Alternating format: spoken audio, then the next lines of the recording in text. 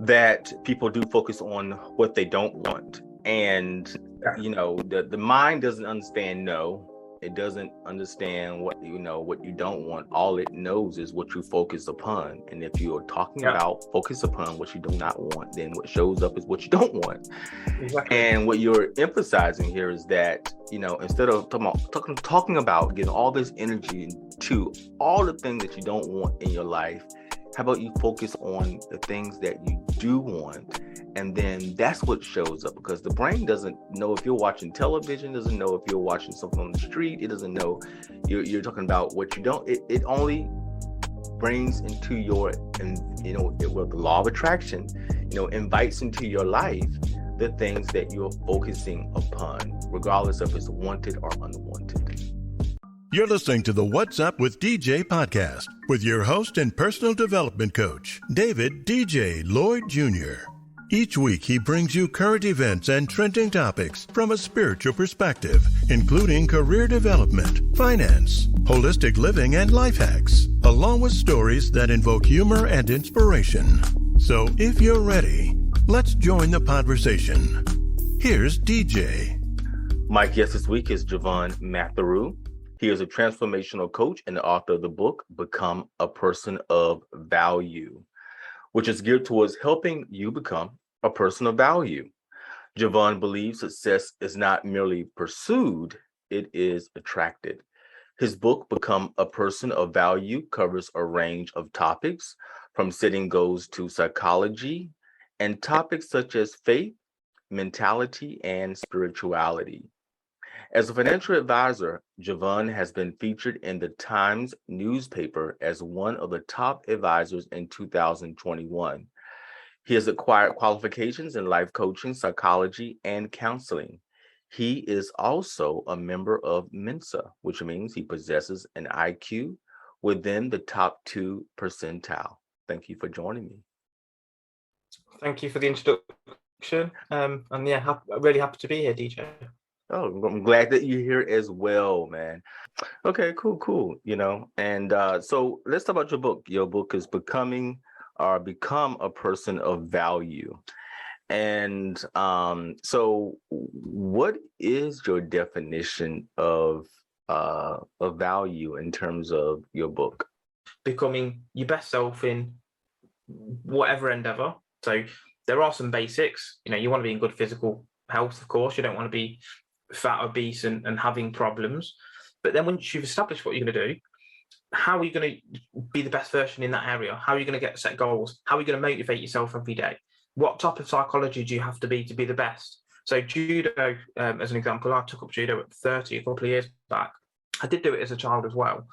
But I went into judo at the start, just to rekindle the love really that I had as a kid. But now I've got different goals. I want to be the best player in the country. Now, if you have that ambition, you are more likely to train 5 times a week, go to the gym, do your research on techniques and stuff. If your ambition was to just go once a week, just to get out of the house, make a few friends and keep fit, you're never going to get to that top echelon. Yeah. So you have to have ambitious goals. And this is really where the book is trying to push you to that next level. Through, obviously, as I said, all of those chapters, inclusive of the softer stuff such as mindset and spirituality, because for me, they are really important. You will have heard of the law of attraction. And one of the books that you talked about is you talk about the law of attraction in your book, but one of the chapters that I definitely want to key in on is the chapter 4, which is based in spirituality. And so what do you feel is the top 3 spiritual laws that will make you a person of value? So there's loads. I've actually got a copy of the book in front of me. There's 50 overall. And we can't cover 50. We can't cover 50. Yeah, exactly. Exactly. So there's not really there's 50, as I said, and there's not really one is better than another, but there are a few that I really like. The first one is the law of manifestation. So in order to manifest something, you have to have something in the mind first. Now, you're probably thinking, well, that's a bit weird. Surely you should do something just off a whim, but actually you have to finish something before you start it. So in terms of a house, so the building that you're sitting in at the moment, the first thing that happened was that was designed in the mind of an architect first. It was then drawn on paper. It was then sort of vetted and make sure that it's all sound. It was then built, decorated, and here you are recording a podcast. Yeah. The same goes with anything else, any business, any person who becomes a professional in any endeavor of life. They first had the vision that was the path for them to take. They then have to be disciplined and go through the relevant steps in order to get there, and then something is manifested. So for me, that's a really important law, because without that, we will never manifest exactly what we're after. Many people say, I don't want to be single. That's not really a manifestation approach. What you want to say instead is, and this is the importance of language, I want a relationship. One is negative based and one is positive based. When you say you want a relationship, you can then say, well, what type of person am I after, etc., etc. So I think one of them is a key for me is the law of manifestation. Yes, the law of manifestation, because I like when you go into detail about, I saw in one of your previous interviews that people do focus on what they don't want. And, the mind doesn't understand no. It doesn't understand what you don't want. All it knows is what you focus upon. And if you are talking about focus upon what you do not want, then what shows up is what you don't want. Exactly. And what you're emphasizing here is that, instead of talking about giving all this energy into all the things that you don't want in your life, how about you focus on the things that you do want? And then that's what shows up, because the brain doesn't know if you're watching television, doesn't know if you're watching something on the street. It doesn't know you're talking about what you don't. It only brings into the law of attraction, invites into your life the things that you're focusing upon, regardless of it's wanted or unwanted. Yeah, exactly. You are a vibration and energy, aren't you? Even the laptop, the TV, the table, they are all physical objects, but they also have a vibrational state. And we as individuals, again, have to have a vibrational state that is going to attract certain things, much like a magnet, north attracts south, etc. And we then have to attract certain things. If you go out smoking weed every day, you're going to attract friends who smoke weed. Now, not saying that everyone who smokes weed is not going to be successful, because there are loads of people who are. But for a lot of people, it's not necessarily the right path that they want to go down. So we need to ensure that we are attracting what we want to actually attract, and being honest with ourselves about what we're after from life, and living into that expectation, if that makes sense. No, it makes perfect sense, because one of the things that I think what stops people from getting what they want, even though they may talk about it, write goals down, do all the things, vision boards. I do vision boards. You do have to overcome yourself. You have to overcome your fears. And like you were saying about the weed situation, if let's just say, you are a person somehow, that's your calling, unfortunately. Will your religious beliefs get in the way of you getting to that goal? Because sometimes what stops people is their religious beliefs. What stops them is the fear of success, of growing out of their comfort zone. So you have to remove those obstacles out of your way. Just talking about it, and I believe you talk about it, you be about it, it shows up. But then you have to make the leap to get to the other side, and sometimes fear is going to stop that from happening. Many people say only the evil get rich, only the crooks get rich. That's absolutely not true. That's not true. Because the people who are the wealthiest are actually providing huge value, and that's where they get the money from.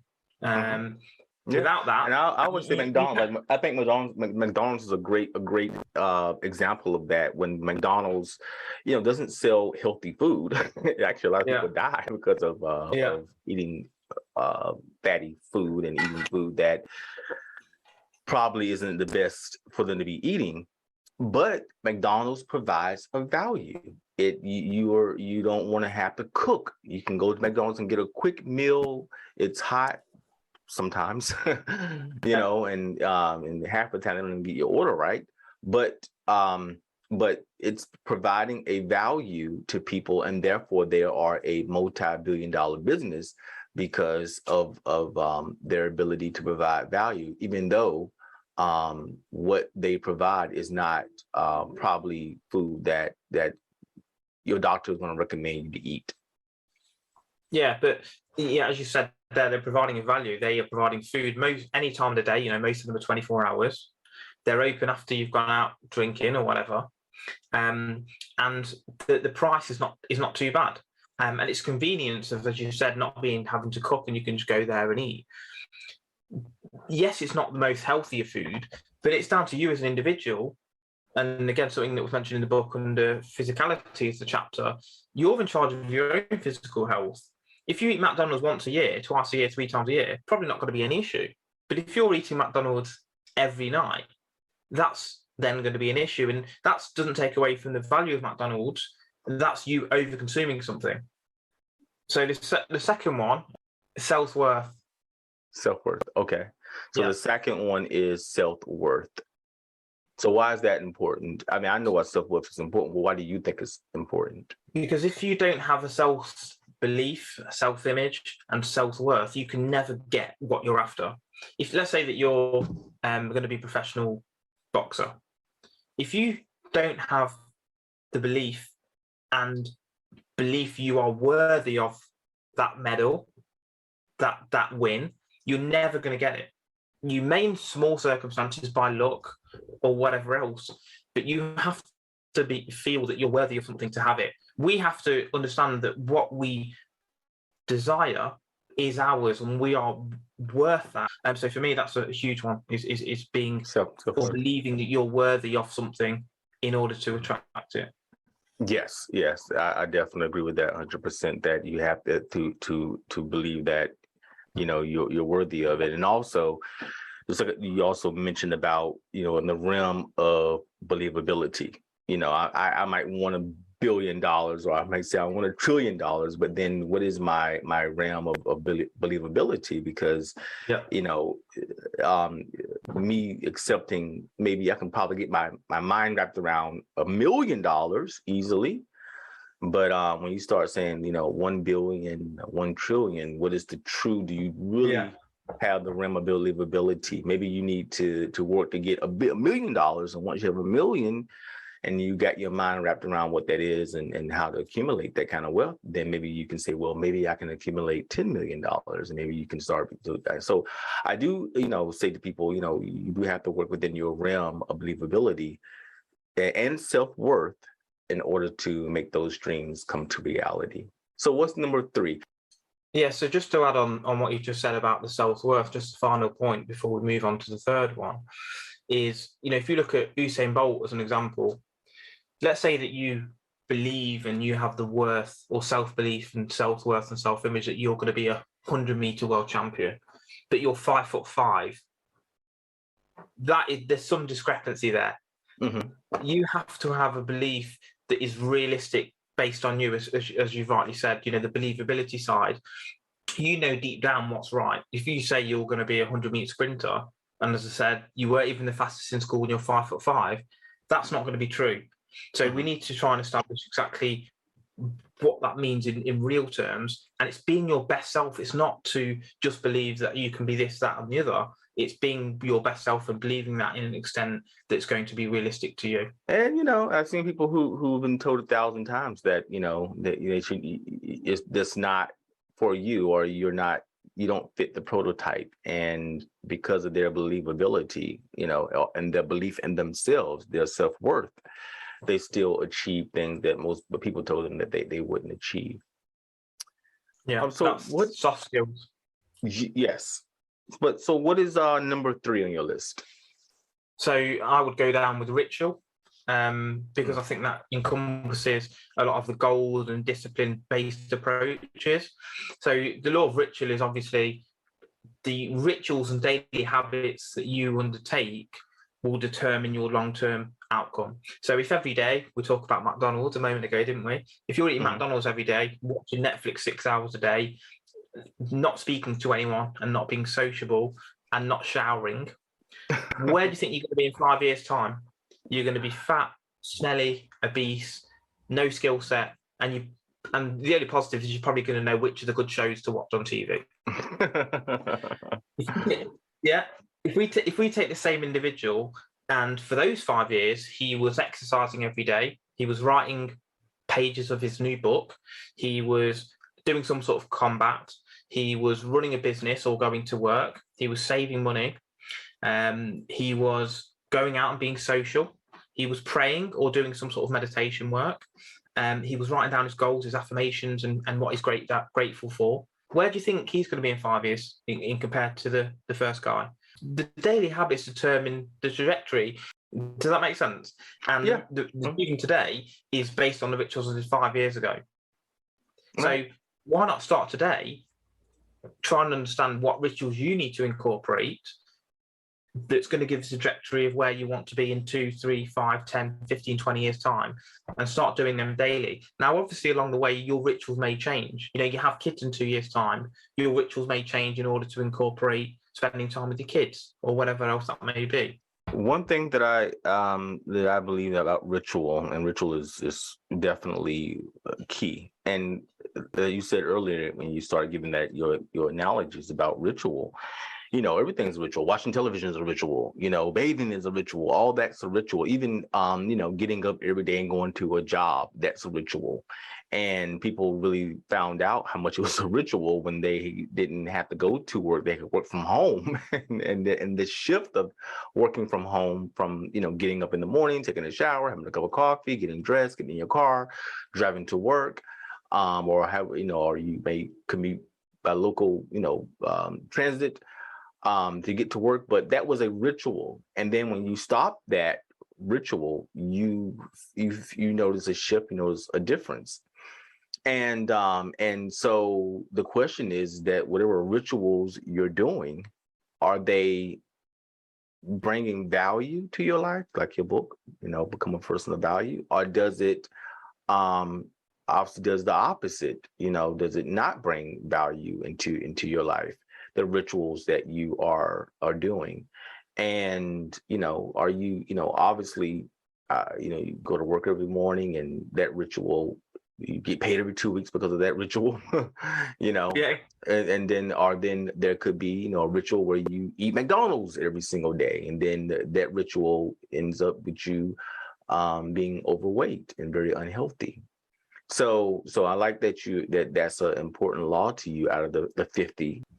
And you know, we could literally go through the 50 laws, and I'm sure we could be sat here for hours because they're all really, really important. You know, the law of personal return, totality, the dominant desire, there's so many, and they all, although they are separate, once you understand incorporating them into one body along with all the other parts, you'll start to notice, as we talked about the trajectory, increasing. And it doesn't really matter where you're starting from. You know, if you're starting from 0 or you're starting from 10, you're still going up. You know, you're going up the numbers. If you're looking at as a percentage basis. So it's really important to me that we try and, whether it's for yourself, whether it's for your kids, whether it's for your family, whether it's for God, whoever it's going to be for, just make sure that you are being your best self. Yeah, I definitely agree. So your book is the Become a Person of Value, and I also noticed that you have an audio version of the book as well. Yeah, so I've got an audio version as well. I think it's on Audible. So obviously it's important that, you know, everyone consumes information differently, don't they? Yeah. People read and that's paperback. Some people use Kindle, and some people use audiobooks. I'm one who actually really loves audiobooks because when driving around or walking the dog, you can kill two birds with one stone. You know, you're doing an activity, even washing the dishes, but you can also listen to something audio. So I decided to do the audiobook. Fortunately for everyone, it's not in my voice. I've actually got someone to read it who's probably a little bit better suited to an audiobook. But yeah, that's a really good way to consume the book. Yeah, he sounds great. Yeah. So the second book I've got coming out probably won't have an audio book because it's more of a written. You have to write in the book and detail stuff. So that probably won't be an audio book. But the first one definitely is worth consuming on an audiobook version. Okay, cool. And so you are also you said you are a coach, and so obviously you have clients, and so how do you help your clients?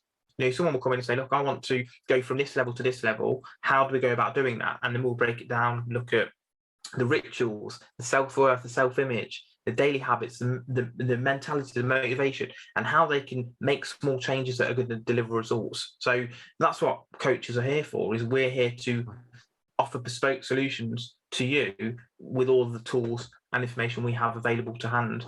And we work on a basis of, much like, again, one of the other 50 spiritual laws, and very similar to the mastermind principle, really, from Think and Grow Rich. Two people, when they come together, create a third mind. You bounce off ideas, and again, that's what a coach is there for. Sometimes it's just being a sounding board to gather information from you and deliver it back in a way that's going to help you to understand why you should be different and why you should change your ways in order to achieve the goals that you're after. So I hope that answers your question. Mm-hmm.